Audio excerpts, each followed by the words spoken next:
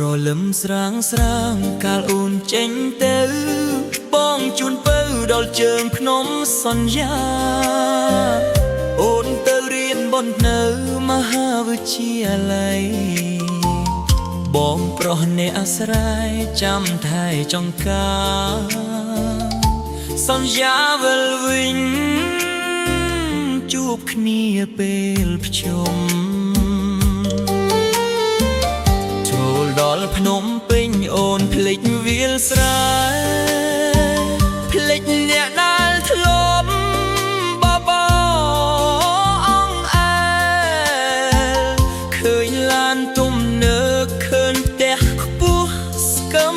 ស្កៃអូនភ្លេចប្រុសម្នាក់ដែលធ្លាប់ធ្នមថែមានសង្សារថ្មីសម្បូរត្រកពន់អមហាវិទ្យាល័យបដូរចិត្តស្រីបានឲ្យអូនភ្លេចដា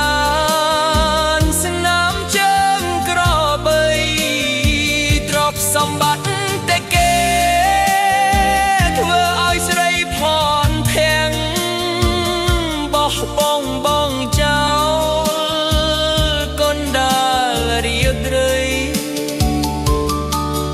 ឲ្យបងឈឺ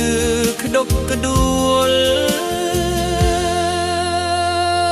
មិនលះអេងស្រុកស្រែ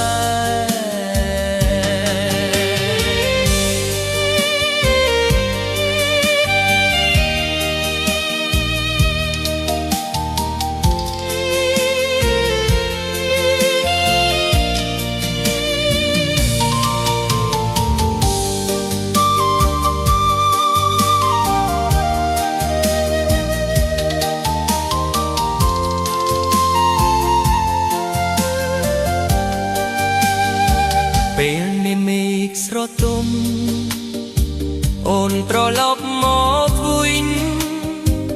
មុខស្រស់បប្រឹមត្រៃជាហាងដែលគេបោះបង់អូនយកមាក់ថ្មីទៀតហើយទើបអូននឹកដល់បងដែលធ្លាប់កែបង